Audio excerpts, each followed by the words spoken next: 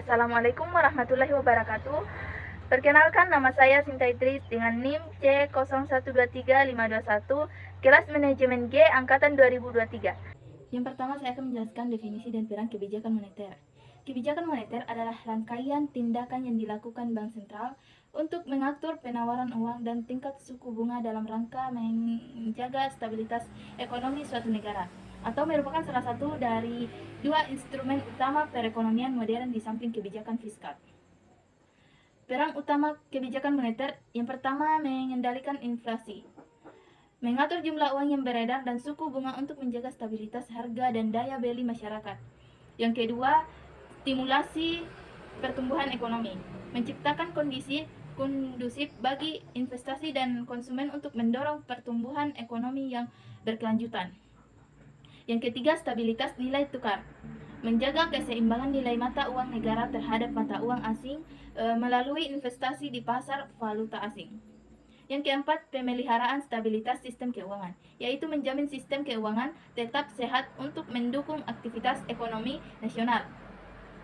Selanjutnya, sistem dan pengaruh moneter terhadap jumlah uang yang beredar dalam dan kredit.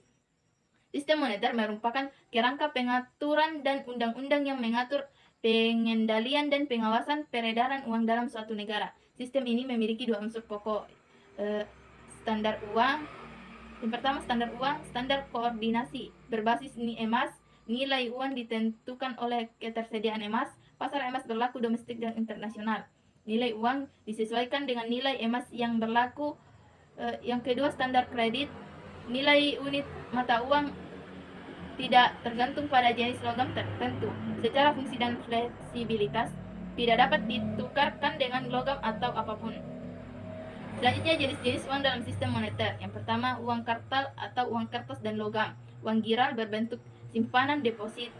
Deposit berjangka panjang, surat berharga dalam pasar uang, atau sertifikat deposit. Sistem moneter internasional adalah kerangka aturan instrumen lembaga dan perjanjian yang mengatur nilai tukar mata uang atau kurs antar negara, aliran modal internasional, mekanisme perdagangan dan pembayaran internasional. Faktor yang mempengaruhi efektivitas kebijakan moneter, yang pertama, kondisi ekonomi global dan domestik. Yang kedua, kredibilitas bank sentral. Yang ketiga, koordinasi dengan kebijakan fiskal. Selanjutnya, jenis-jenis standar moneter internasional. Yang pertama, standar emas. Nilai mata uang dikaitkan langsung dengan emas, memberikan stabilitas nilai tukar tetapi terbatas oleh ketersediaan emas. Standar kurs tetap. Nilai mata uang diterapkan pada tingkat tertentu terhadap mata uang lain, memerlukan investasi bank sentral untuk mempertahankan nilai tukar. Selanjutnya, standar kurs mengambang. Nilai mata uang ditentukan oleh ketentuan pasar permintaan dan penawaran, terbagi menjadi mengambang bebas dan mengambang terkendali. Selanjutnya, standar kurs alternatif. Sistem kurs tertambat, sistem kurs basket, sistem pengaturan zona target, sistem dewan mata uang. Selanjutnya, jenis-jenis perbankan dan pengertian bank. Perbankan. Bank adalah lembaga keuangan yang memiliki dua fungsi utama: memenuhi dana dari masyarakat dalam bentuk simpanan dan menyalurkan kembali ke masyarakat dalam bentuk kredit. Fungsi ini dilakukan untuk meningkatkan taraf hidup masyarakat dengan berperan sebagai perantara keuangan antara pihak yang kelebihan dana dan pihak yang kekurangan dana. Jenis-jenis bank. Yang pertama, berdasarkan fungsinya, seperti bank umum, melaksanakan kegiatan konvensional atau syariah dan memberikan jasa dan lalu lintas pembayaran. Kegiatannya meliputi menghimpun dana, memberikan kredit, menerbitkan surat hutang dan transaksi jual beli. Dan bank perkreditan rakyat, melaksanakan kegiatan konvensional atau syariah tetapi tidak menerbitkan jasa dalam lalu lintas pembayaran. Yang kedua, berdasarkan kepemilikan, seperti bank milik pemerintah, modal dan akte pendiriannya berasal dari pemerintah. Bank milik swasta, modal dan akte pendiriannya berasal dari pihak swasta.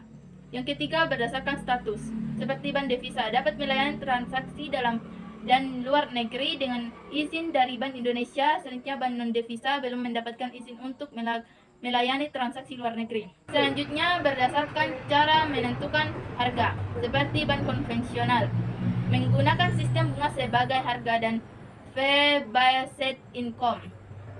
Bank syariah menggunakan prinsip bagi hasil dan jual beli sesuai hukum Islam, seperti mubarada, musyarakah, murabahah. Selanjutnya, tingkat bunga. Tingkat bunga adalah harga yang dibayar untuk penggunaan dana dalam jangka waktu tertentu. Ini merupakan konsep penting dalam ekonomi yang memiliki beberapa aspek kunci. Fungsi utama yaitu sebagai harga penggunaan uang, kompensasi yang dibayarkan untuk meminjam uang selama periode tertentu, indikator keputusan ekonomi yaitu mempengaruhi keputusan individu untuk menabung atau berinvestasi. Yang ketiga, prinsip ekonomi, alokasi sumber daya, yaitu mengarahkan kelebihan pendapatan masyarakat atau tabungan kepada pihak yang membutuhkan dana, investor atau peminjam. Mekanisme pasar terbentuk dari pertemuan antara penawaran modal atau tabungan dan permintaan modal atau investasi.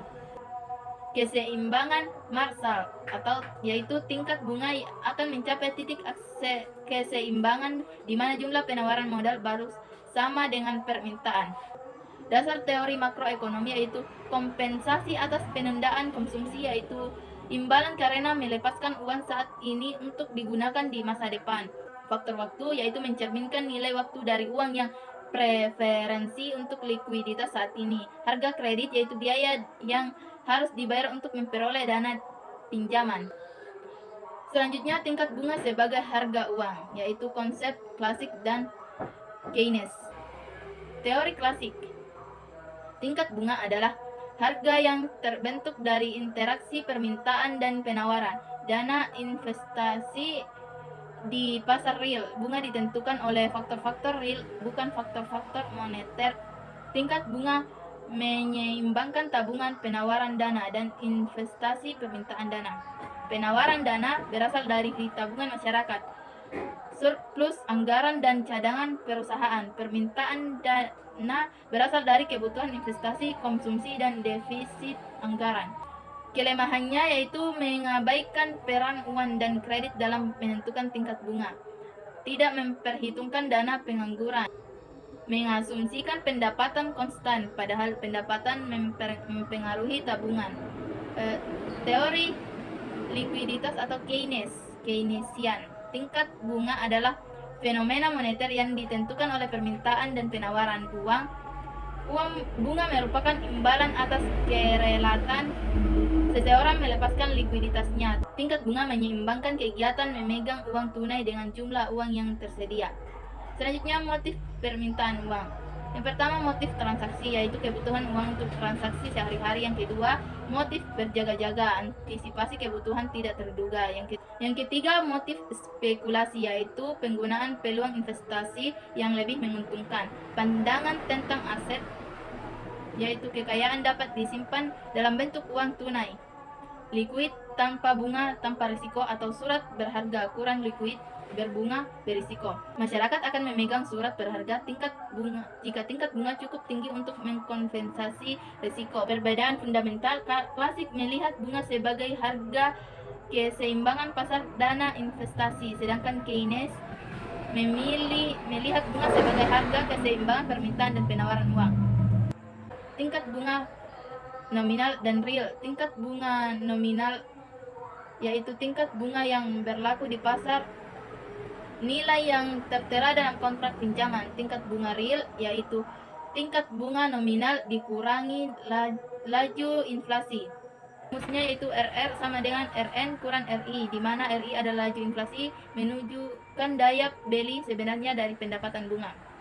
Signifikasi bunga real yaitu menjadi pertimbangan utama bagi kreditur dan debitur dalam keputusan transaksi. Bagi kreditur yaitu imbalan real dan pengorbanan likuiditas. Bagi debitur, beban real penggunaan modal atau real cost of capital. Selanjutnya, penawaran uang. Penawaran uang adalah jumlah uang yang tersedia dalam suatu perekonomian yang terdiri dari uang kartal, uang mata uang dalam peranan seperti uang kertas dan uang logam, dan uang giral simpanan di bank umum. Pemerintah melalui bank sentral, seperti Bank Indonesia, bertanggung jawab mengatur jumlah uang yang beredar. Teori penawaran uang. Yang pertama, teori penawaran uang tanpa bank atau standar emas. Jumlah uang beredar ditentukan oleh ketersediaan emas di masyarakat, tidak ada campur tangan pemerintah atau otoritas moneter. Uang bertambah jika produksi emas meningkat dan berkurang karena defisit neraca pembayaran atau penggunaan emas untuk keperluan lain. Proses pasar secara otomatis mengatur jumlah uang beredar. Yang kedua, teori penawaran uang modern atau standar kertas. Uang beredar diciptakan oleh otoritas moneter atau bank sentral sebagai produsen uang inti dan lembaga keuangan sebagai produsen uang sekunder. Uang sekunder bergantung pada uang primer yang menjadi cadangan bank.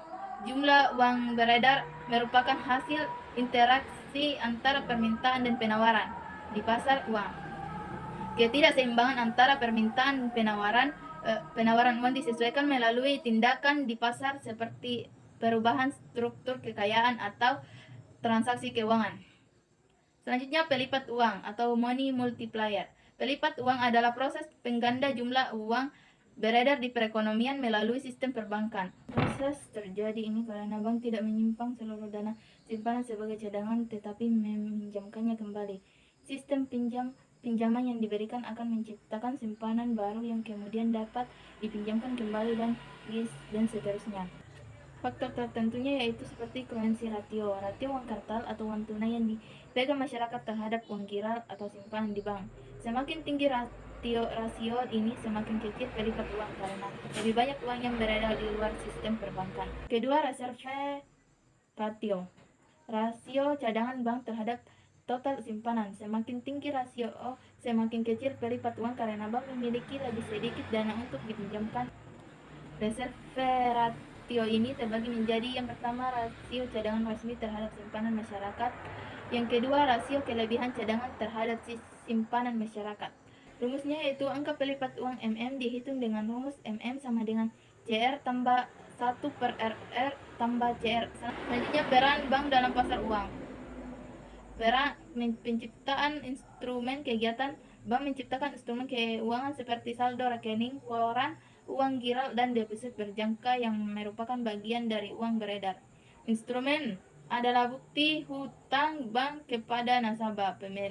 Pemerantara uang. Bank berperan sebagai perantara dalam transaksi uang, menghubungkan pihak yang membutuhkan dana dengan pihak yang memiliki dana.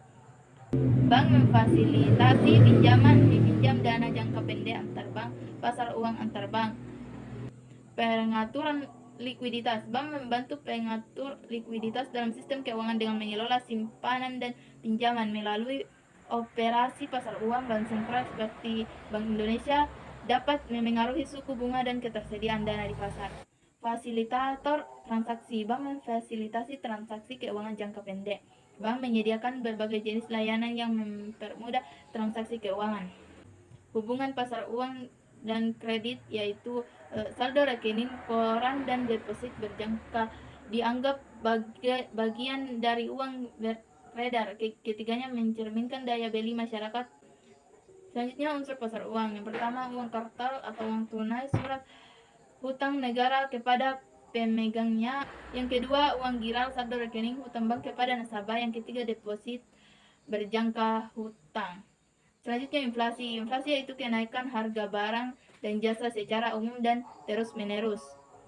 Dua kata kunci. Yang pertama, kenaikan harga secara umum, bukan hanya satu jenis barang. Yang kedua, terus-menerus, bukan kenaikan temporer diukur dengan angka indeks. Contohnya itu jika indeks harga konsumen pada Juni 2007 99,14 dan Juni 2008 110,8, maka inflasi tahunan 11,3%. Demikian penjelasan dari saya. Assalamualaikum warahmatullahi wabarakatuh.